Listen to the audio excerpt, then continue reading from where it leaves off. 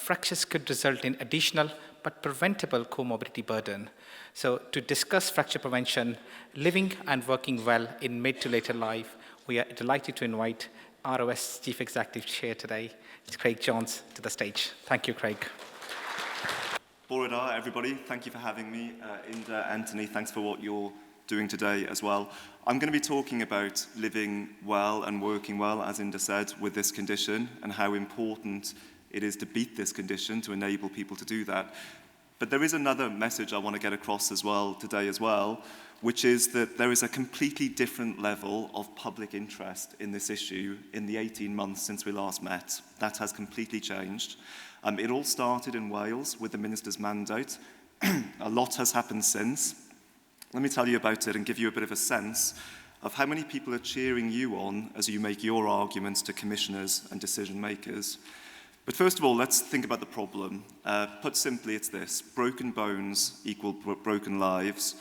2/3 of people with this condition were missing out on life-changing, sometimes life-saving medication, even before the pandemic. And almost 1/3 of people with the condition had to prompt their own medical assessment. And I think if we're honest with ourselves, we know who those people are likely to be. They're going to be the more middle-class people who are better at navigating their way through systems, insisting on what they're entitled to in GP surgeries. Whereas we all know that it's the people who are from lower-income households who live with more fractures, who die in greater numbers after hip fractures, and who take longer to recover in hospital as well. 1 in 5 people break 3 or more bones before finally getting the diagnosis they need, that they've got the condition and they need medication. And in Wales, as you started on this journey, around 7,000 people were missing treatment due to the absence of quality FLS, and I know you're on the way to changing that. Let me give you an example from 2 people who live in different parts of the country about the difference this makes. Alison is 72, Steve is 64. Alison had a really good experience, so let me read out to you what she said. She says this: "After I tripped, my orthopedic department had strong links with the local fracture liaison service. Immediately questions were raised. I was diagnosed quickly with osteoporosis following a scan. The FLS nurse advised me on the lifestyle changes I needed to know about, the treatments, the falls prevention advice as well, and signposted me to the charity too. I perhaps naively assumed that my experience was universal." Now, Steve lives in a different part of the country. He was a factory worker who moved boxes and other things on forklift trucks. And when he started to have back pain, his GP insisted that it was muscular and it was brought about because of the work in the factory. So he says this: "I had 10 spinal fractures. After 10 GP visits, I still had no diagnosis until I paid to go private. I was living in the chair, drugged up to the eyeballs, counting the minutes until I could take the next painkillers."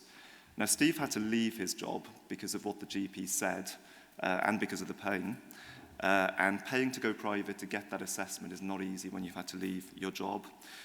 Incidentally, I'm going to tell you where Steve lives. It is Richmond in South Yorkshire, which happens to be the constituency of our Prime Minister. That's the area where that series of missed opportunities happened. And I think we can beat that in this room in Wales. ROS's strategy is this: we want to move the needle on public and political awareness of this condition. Because the Minister was right in what she said earlier, this has languished near the bottom of priorities for decades. And we can debate over coffee why that is, but our theory is this: we think that there has been an acceptance of broken bones. It's been considered wrongly as just one of those things that happens to older people, but also older women, I would say. So, we at ROS think there's a bit of ageism about this, a bit of sexism, a bit of defeatism. And for decades, many people have assumed that it's just one of those things that happens. So we want to get the message across that with the right treatment, we can beat this condition. And in doing so, when we talk to leaders, there are 3 simple messages we use, which I want to pass on to you today as you have your debates in health boards. The first message is this: the reason they should act is because half of women over 50 will suffer broken bones because of osteoporosis, and 1/5 of men, of course. But this is one of the really key women's health conditions, and there is an emerging focus on women's health. The cost in healthy life years lost. Breaking bones is not trivial, as you all know, but some don't on the outside of this room. Fragility fractures are number 4 on the list for premature death and disability. But the good news is this, broken bones are preventable. There are safe, highly effective treatments. They're highly affordable for the NHS, as Kasim was just saying. So this isn't a story of doom and gloom. This is one of the most fixable, beatable problems in the health service if we play our cards right. And the change is this is becoming for the first time a popular cause that people are really interested in. The Sunday Express has made this their issue. Over the last 42 weeks, they have campaigned week after week in the paper, drawing attention to all the things that I'm talking about. And their campaign is asking for 3 things across all 4 nations, and you have some of those a bit quicker than other people in Wales. The first is this, mandate that everybody over 50 should have access to an FLS wherever they live, just as the Minister did here, the Cabinet Secretary, 18 months ago. The second is to make up the funding gap, including a transformation funding approach that primes FLS if you find that health boards and integrated care systems in England need a bit of a push and you need to light the spark. The funding gap in Wales is around £1.5 million a year. The transformation fund the Minister just announced will really help in closing that gap. Thirdly, appoint a fracture czar in every nation who can provide really strong, visible leadership across the NHS to get the message out and show people how it's done and convene people and change things. And I want to pay tribute to Inda, who is doing that very role in Wales and has led us here today and will continue to lead us onwards to the destination. Now, over the course that the Sunday Express campaign has run, which is just under a year so far, 271 parliamentarians across the 4 nations have backed those calls. And in Wales, 23 Senedd members want universal fracture liaison services delivered. As you all know, that's around a third of the Senedd who are standing shoulder to shoulder with us in this mission. And this is why, and I want to give you a sense of how many other expert bodies and real opinion formers are backing you all up in your decisions and debates in health boards. This is the medical consensus. 7 Royal Medical Colleges have backed this mission.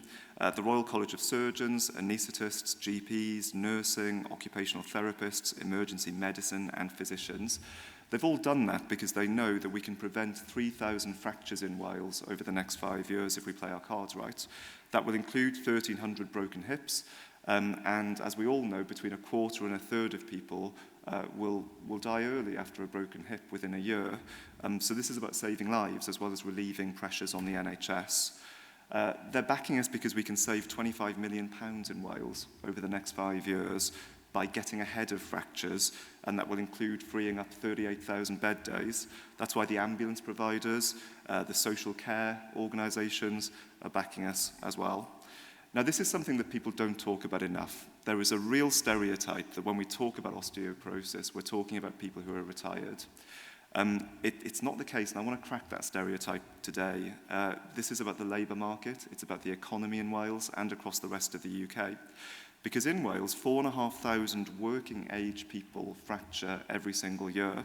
They are people like Stephen in Yorkshire, who had to leave his job early. And what does that do to our economy in Wales and the rest of the UK? It's a huge drag. 130,000 sick days in Wales every year due to fractures. And our data shows us that a third of people who fracture have to leave their jobs completely as a result of the pain. Many more of them reduce their hours, change jobs. It has a huge impact on productivity. And that's why these groups are backing us to the CBI, the Federation of Small Businesses, the British Chamber of Commerce, the British Retail Association, the unions, including Unite, GMB, the TUC. They are all behind us because they know that if we want to have growth in the economy, we need to deal with this problem and help older workers stay in the workforce for as long as they want.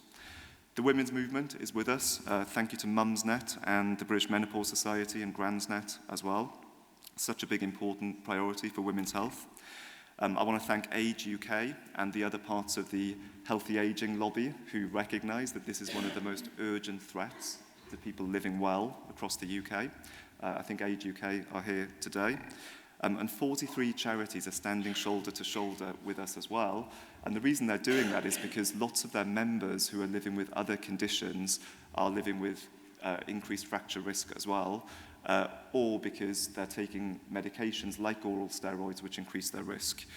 So I want to thank people like Versus Arthritis, the Alzheimer's Society, friends who are here today. Thank you for being part of this. Now, the Express has, as I said before, kind of made this their issue, but get this, there's another national newspaper campaigning on the same issue at the same time, and it's their biggest rival, the Daily Mail. 9 weeks ago, they launched the Royal Osteoporosis campaign that has 3 aims. The first of it is universal fracture liaison services for everybody, no matter where they live, exactly the same as the Express. The second is to put osteoporosis on the 40-plus health check. That will really help too. And the third is to campaign for a targeted screening program for hip fracture risk in people over 70 years old. So I think it's really something when we talk to commissioners and decision makers to say, there are 2 national newspapers who are competing for the same audience, who both think this is enough of an issue to make it their campaigning issue week after week at exactly the same time. And they're going to be shining a light on the people who are getting it right. I hope this weekend they'll cover the Minister's announcement today about a transformation fund, but they'll also be holding to account the people who are getting it wrong, because the public need them to catch up with the rest. Baroness Morgan has shown real leadership. She is a role model. I really want to thank her publicly. I know she's had to leave, but I hope her colleagues will pass on that ROS is deeply grateful for the role model leadership she has shown in not just mandating FLS, but also putting her money where her mouth is and having a transformation fund as well. And I hope she'll be copied across the other nations. We do have to be clear-eyed about the scale of the challenge, because I know that there has been progress on population coverage in Wales. I think there'll be even more progress following the announcement of this transformation fund. But today, only 21% of people over 50 are getting that osteoporosis assessment that they need. As Kasim said, we need to raise that to 80% to conform to the national standards. So we are on a journey. There is some way to go, but that's what today is about. Now, there's a chance that others across the UK are going to catch up with Wales. The major condition strategy is going to be announced by this lady, the Minister in England, Maria Caulfield, very soon. There is a rumour that, as well as a committed focus on FLS in the government, the UK government's major condition strategy, that they may be about to put some money behind it as well. I hope they learn from the Minister's example today. And I want to finish on this, which is, we believe that one of the reasons that there has been such a treatment gap where 2/3 of people are missing out on the drugs they need, one of the reasons is because of low public awareness. And what that translates to is that people with osteoporosis don't have much of an expectation of health services, or even no expectation at all. So when they break bones, they don't know what they're entitled to. They go to their GP surgery, they don't get what they deserve, but they don't know it. So what we want to do is to inspire some healthy demand in the system and tell people what they're entitled to. So we launched our risk checker 18 months ago. Over the time since, 300,000 people have checked their risk. The advertising is targeted at people likely to be at high risk.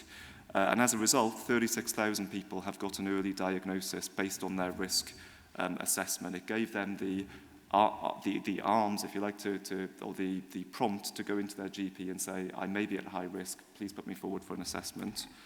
So really, the jigsaw pieces are all in place for the first time.